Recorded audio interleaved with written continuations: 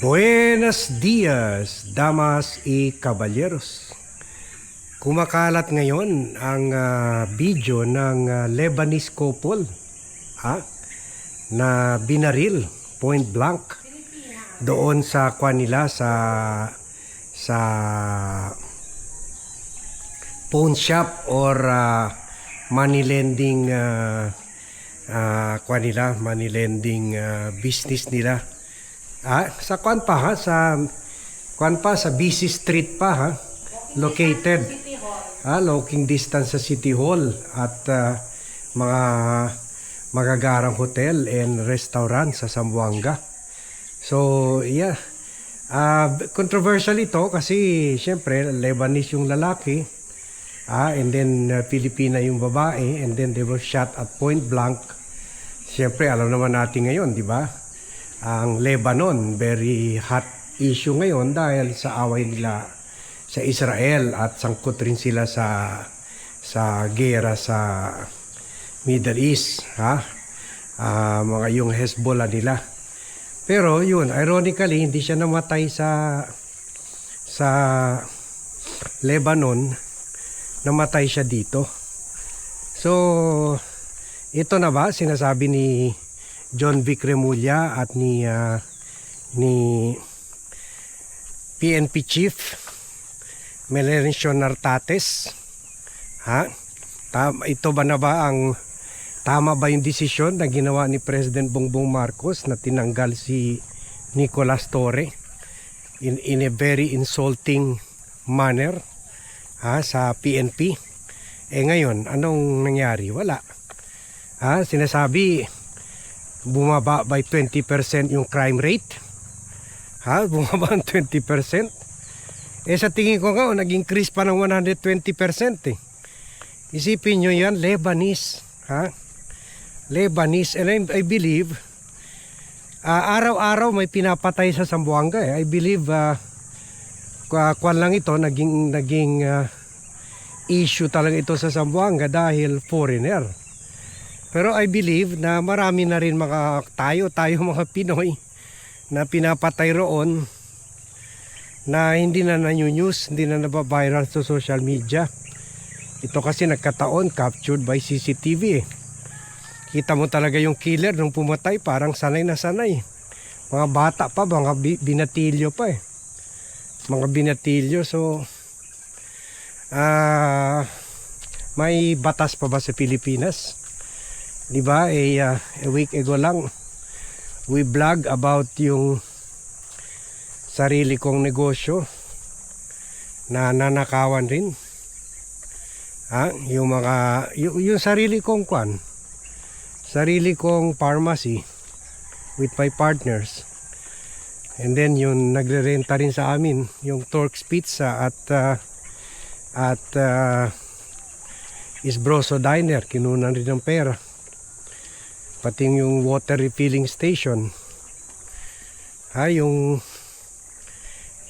pharmacy twice in 2 years na, in a span of mga 6 months difference lang, bumalik.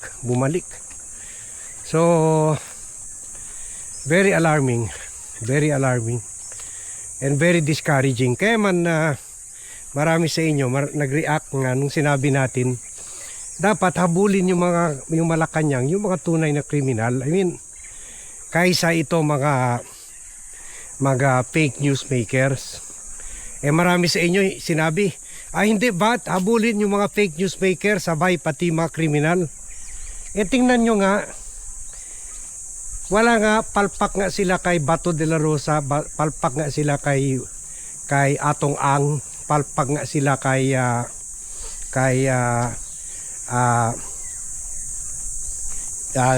Gerald Bantag. Tapos meron pa mga defenders ni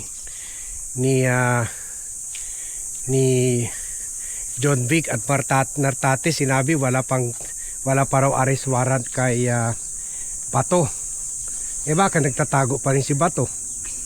At ibig nyo ba sabihin bobo, stupido, tanga si Marcos na mag-appoint ng ombudsman na nagsisinungaling? bigyan nyo naman ng bigyan mo ninyo naman ng credibility, a little credibility to the president. Para sinisira nyo na rin ang sinusuportahan yung presidente, si President Bongbong Marcos, ang binoto nyong presidente. Kasi kung sinasabi nyo na mali si Boying, tama si John Vic, wala pang arrest warrant, parang sinisira nyo na rin ang presidente nyo, di ba? Kayo naman bumoto dyan. Siya naman nag-appoint kay John Vic at Boying. So mas naniniwala ako kay Boying na may arrest warrant. Hindi lang talaga nakaka-aresto. So ito na yung sinasabi ko. Dapat talaga ay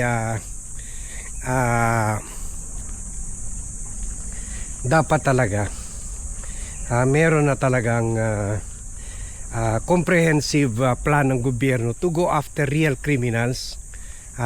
Okay lang sa akin, sige, habulin nyo yung mga tulad ng sinabi ng Presidential Communication Office Secretary Dave Gomez, habulin yung mga problema, habulin yung mga fake news makers. Ang problema, millions yan ng mga DDS.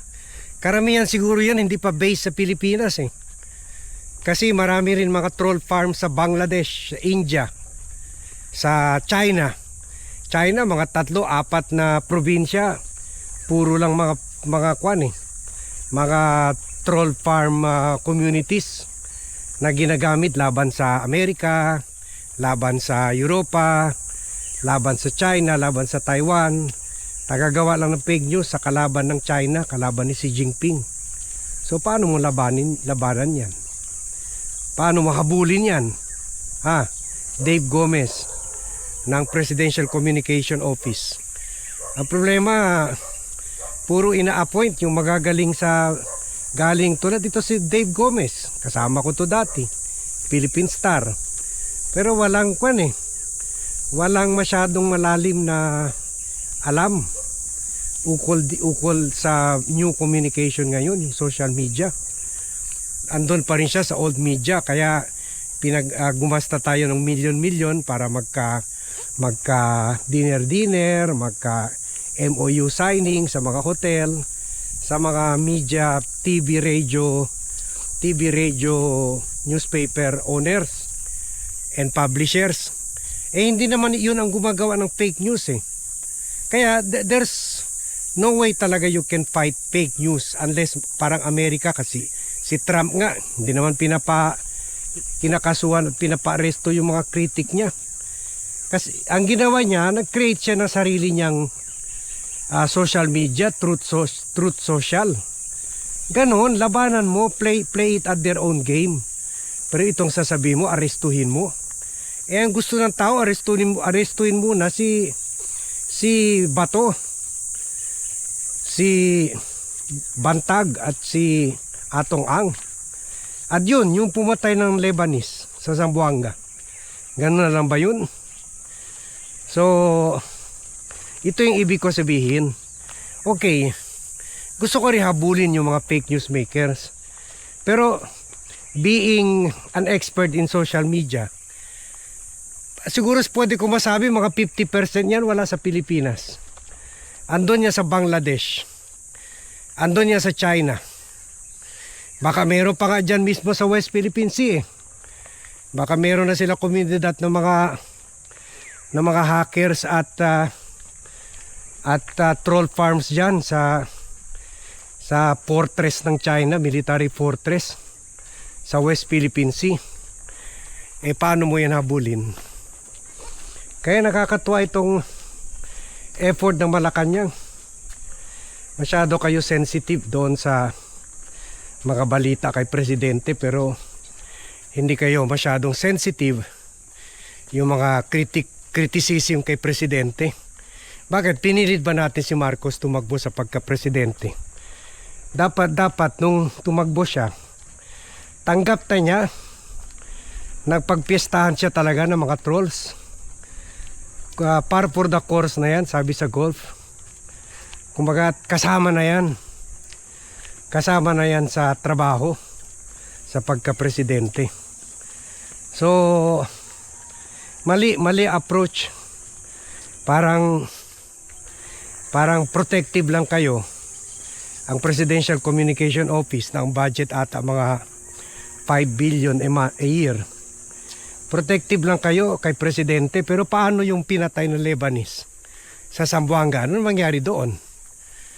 Kung meron man gusto ka habulin ng gobyerno, yun. Kami nga takot na takot na eh. Baka susunod kami na rin barilin na ganun. Kakatakot na. Nakakatakot ng bansa ngayon.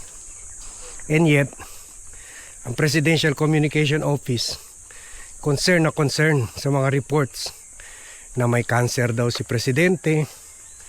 Eh kung wala, bakit kayo lumalabas parang defensive kayo masyado eh.